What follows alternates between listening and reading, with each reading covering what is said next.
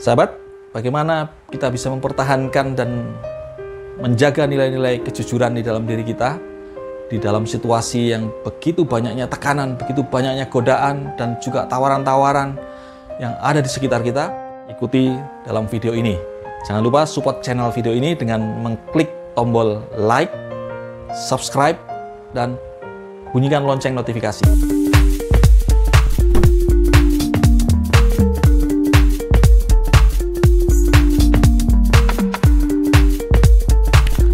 Pagi, Assalamualaikum sahabat insan etos mulia.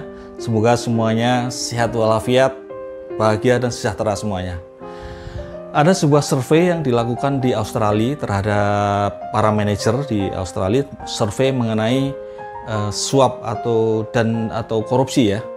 Jadi dari survei tersebut ternyata dilaporkan bahwa 9 dari 10 manajer yang disurvei itu mengakui bahwa suap dan korupsi itu adalah tindakan yang tidak benar, tindakan yang melanggar nilai-nilai moralitas tetapi tidak bisa dihindari. Bahkan dari survei tersebut dilaporkan bahwa mereka, para manajer yang disurvei ini ternyata rela atau mau melakukan tindakan tersebut karena untuk mencapai keberhasilan dalam tender, bisnis, dan juga pekerjaannya.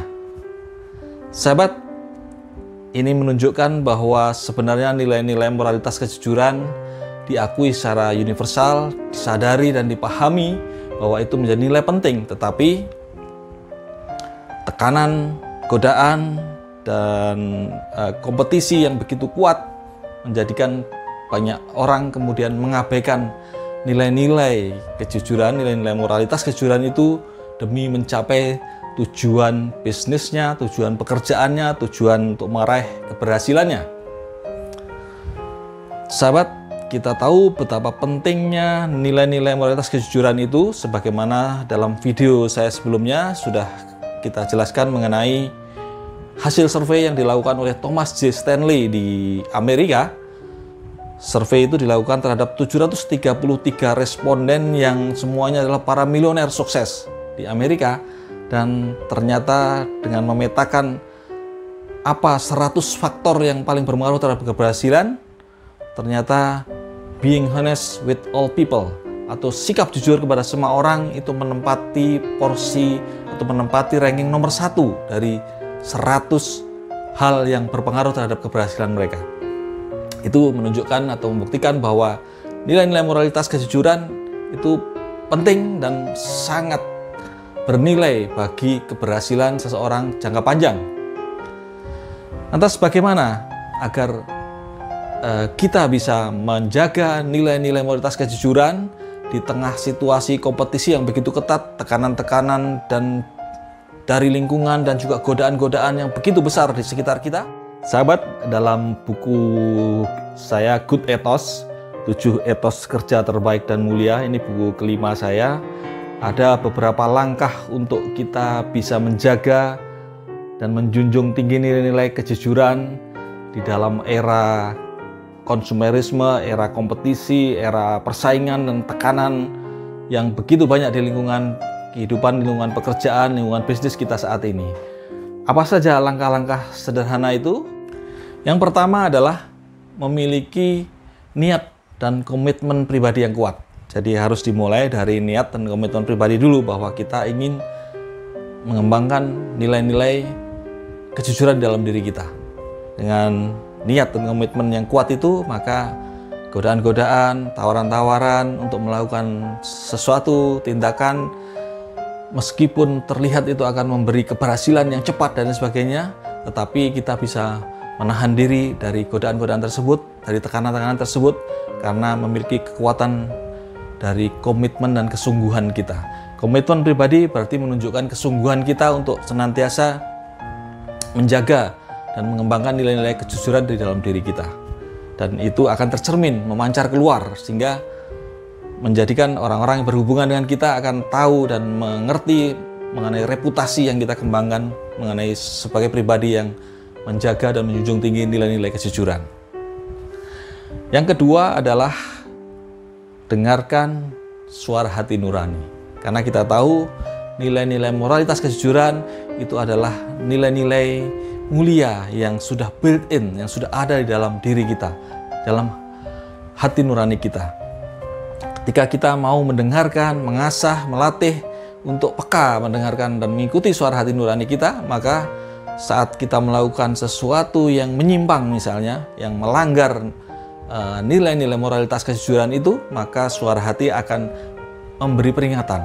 Suara hati nurani akan memberi bisikan yang ketika kita mengikutinya, maka kita bisa menjaga atau membentengi terhadap godaan tindakan-tindakan yang melanggar nilai moralitas dari kejujuran tersebut. Yang ketiga adalah menjadikan Allah sebagai pengawas kita, meyakini ya, inilah nilai-nilai landasan iman, memperkuat landasan iman, meyakini bahwa Allah dan para malaikat adalah pengawas kita. Karena itu, hadirkan selalu Allah di dalam setiap aktivitas pekerjaan kita, dalam aktivitas bisnis kita. Jangan hanya menghadirkan ketika beribadah di masjid atau di tempat-tempat ibadah, tetapi hadirkan setiap saat di dalam aktivitas pekerjaan kita. Maka ketika kita menghadapi situasi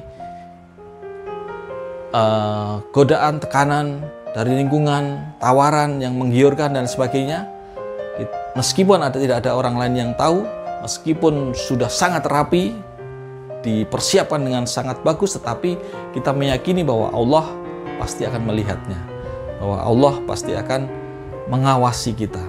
Dengan demikian, kita bisa terhindar dari godaan-godaan, tawaran-tawaran, jebakan-jebakan, dan tekanan-tekanan yang bisa membelokkan dari komitmen kita menjaga dan menjunjung tinggi nilai kejujuran. Yang keempat adalah lihat orang-orang di sekitar kita, cari mereka yang orang-orang yang sudah berhasil, orang-orang yang sukses, orang-orang bijak, para pemimpin dan sebagainya yang mengembangkan nilai-nilai moralitas kejujuran. Yang mereka sukses, berhasil, tetapi tetap teguh memegang nilai-nilai moralitas kejujuran. Pasti ada di sekitar kita dan itu bisa menjadi modeling, kita bisa mencontoh mereka. Dan salah satu modeling yang terbaik bagi kalau kita adalah seorang muslim tentu adalah mencontoh akhlak mulia dari Rasulullah. Nabi Muhammad atau Rasulullah sebelum diangkat menjadi nabi, waktu masih muda, dikenal sebagai seorang entrepreneur atau seorang pedagang yang sukses karena mengembangkan nilai-nilai kejujuran, memiliki reputasi yang jujur. Maka beliau waktu muda sudah mendapat julukan Al-Amin. Itulah salah satu contoh yang bisa kita teladani. Dan juga selain kita bisa meneladani modeling kepada orang-orang di sekitar kita yang kita anggap juga sukses, berhasil, orang-orang bijak yang sudah mengembangkan nilai-nilai kejujuran, kita pun juga bisa menjadi model atau menjadi contoh bagi orang lain. Jadikan diri kita juga contoh pada orang-orang sekitar kita, orang-orang dekat kita, bahwa kita menjunjung tinggi nilai-nilai moralitas kejujuran. Jadikan contoh bagi keluarga kita, jadikan contoh bagi teman-teman kantor kita, jadikan contoh bagi anak buah kita dan orang-orang terdekat kita. Dan yang kelima adalah mau menahan diri. Orang yang memiliki sikap, mengembangkan sikap atau nilai-nilai kejujuran harus mau rela berkorban untuk menahan diri terhadap kesenangan-kesenangan yang kalau itu diperoleh dengan cara-cara yang mengabaikan nilai-nilai kejujuran. Tentu ada banyak tawaran-tawaran, godaan-godaan, jalan pintas yang akan lebih memudahkan untuk meraih keberhasilan duniawi, tetapi kalau itu melanggar nilai-nilai moralitas, nilai-nilai kejujuran, maka dengan kita mau menahan diri, mau berkorban, maka kita bisa menghindari godaan-godaan, tawaran-tawaran, dan tekanan-tekanan dari lingkungan sekitar kita. Demikian sahabat, inspirasi dari saya, Eko Jalil Santoso. Selamat berkarya, sukses, bahagia selalu. Salam etos mulia. Assalamualaikum.